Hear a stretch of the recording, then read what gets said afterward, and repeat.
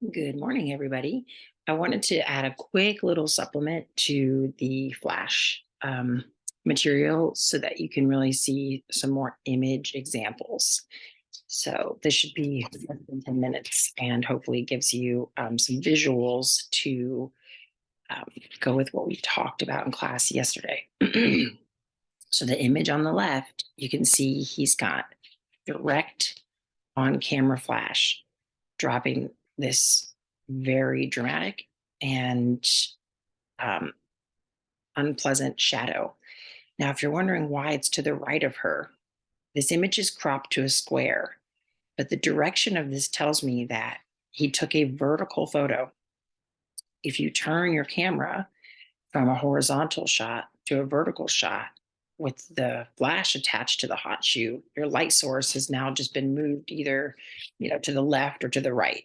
Most of us probably have our finger on the shutter on the right hand side. So when we go vertical, we're going to be putting our flash over to the left. So that's what this person did. And that's why the flash has created this shadow directly behind her. It's very unflattering. So here, when the photographer kept the orientation of the subject the same and bounced the flash, the direction of the light and the quality of the light is completely different. Now we have diffused light and he's dropped the shadow behind her so that we don't see it. And I'm going to show you some examples where we actually see the camera as well. So here is another example of the same thing. If you do the direct flash, you're going to see this shadow behind the person, especially if you turn to a vertical orientation. So now the photographer didn't crop it. So you can see this was shot in a vertical orientation. The flash that was mounted into the hot shoe would now have been moved over to the left. And it puts this shadow. So the source of my light is coming in from the left, and therefore the shadow goes directly behind the subject because the light source is right there. When he bounces the flash, it softens the light, which is more flattering on the subject's skin, and it diffuses the light all over the entire image. And the shadow is now dropped so that we don't see it. You can still see a little catch light in her eye. So you still get that um, definition there and that specular highlight, but it's definitely not so hard a source of light as the direct flash. So here is another example. And this one you definitely see a lot with people taking pictures of their kids and with phones. So there is your direct light. Look at the difference of the highlights from a direct hard light source. So now they've bounced it. Now we don't know when they're saying bounced, if they didn't show us an image, I have to assume that they're not using a bounce card. So this is just taking the direct flash with no bounce card, no diffusion, and using your tilt swivel feature to aim the light at the ceiling and bounce it. Just imagine like you're bouncing a ball.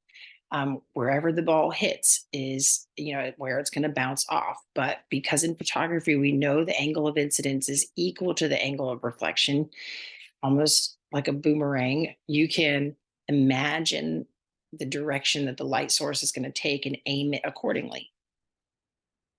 So they bounced it off the ceiling in the front of the camera here.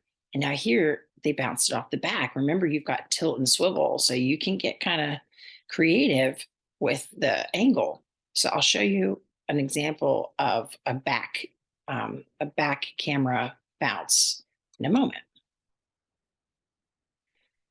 So there you go. Here's another great example. This is what direct flash is going to look like. But here, now because he's shooting in a horizontal, even though they've cropped it, you don't see the shadow because the flash is directly above the camera. You can see the catch light in the top center of her eye, but you can see the hard, direct quality of the light with the contrast that creates in the highlights. Here, you can instantly see the diffused quality of the light when we bounce the flash. So he's just bounced it off the ceiling right above him. You can see the catch light in her eye. It's moved over to the left just a little bit. So now I'm going to show you this website and I'm screen sharing. So let me move over and just make sure Need to resume the share, but it needs to give me the options. Let me pause this for 1 second, sort that out. All right, so I found this website that I will include the link to in this announcement, how to use your Bounce Flash. So what he's done that makes this particular photography tip site really helpful is he has showed you the camera, the angle that he bounces at, and then the resulting image. So hopefully I can make these ads go away. So here we go. Let's take a look. Here he's showing you direct flash. He's also showing you the Godox. So the Godox is a very inexpensive flash that generally sells for less than $100 and has the TTL feature. So he's showing you the tilt swivel features, and he's showing you that you can even flash it behind the camera off of something.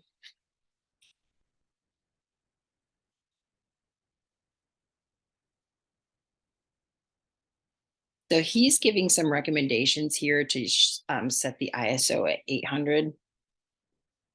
You're still going to do the 400 and f5.6 1/125th we recommend, but notice that he is in manual shooting mode, and that's the mode that you should be in as well, but he's in flash TTL mode using exposure compensation. He has that set to 0 to start. So here is TTL. Here is where your exposure compensation button is. These are the exact same flashes that we have to check out. You're off on, and this is the pilot button. Remember I said it will come to me. So the test button on the flash is known as the pilot button. When it's lit up, it shows you have a full charge. If you're shooting really rapidly, it's not going to charge in between. So you need to wait till you see that light to get the full power of the flash. So here he shows you direct flash, but he is at an above angle. So you can immediately start to think, where's that shadow going to go? Because he's a little bit higher than the subject. It's going to fall behind him, but you're still going to see the quality of direct flash. So here it is.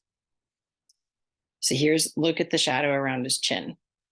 Look at the speck of a circular specular highlight in the center of the pupil. You're always going to see that with flash. And you get red eye when people's eyes aren't dilated down enough. And that's why you see the red light. Most flashes today have a little beam that flashes first that helps people's eyes dilate down, and then it reduces red eye.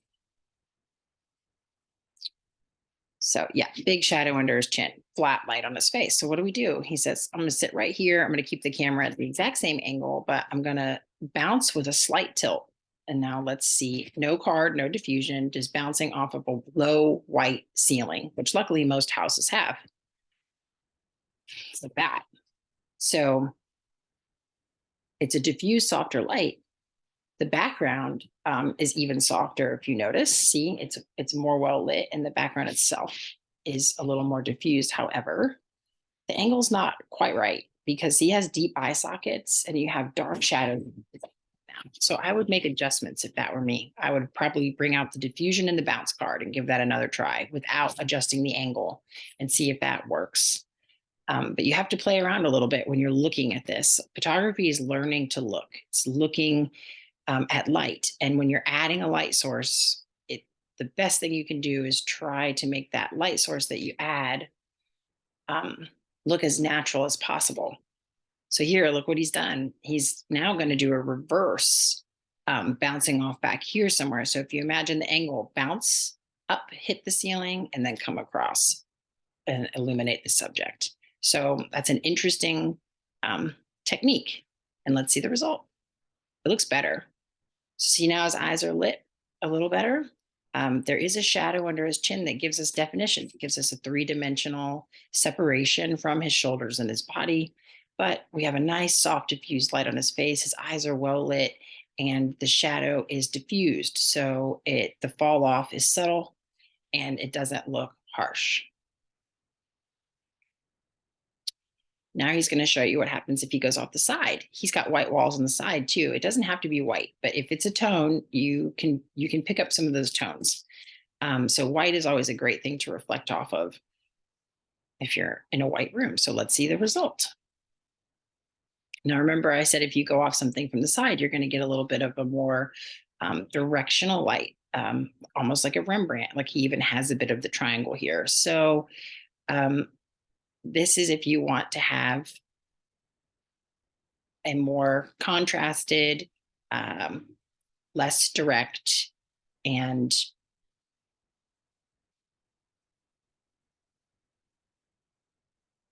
sorry, I heard something strange outside.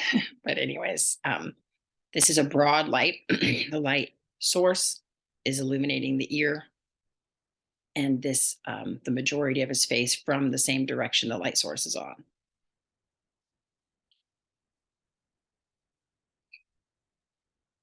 So now he's done a backwards bounce again, and he's going to the corner of the room.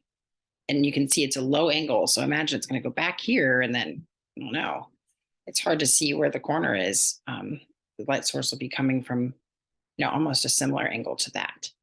So let's see the result. Looks pretty nice.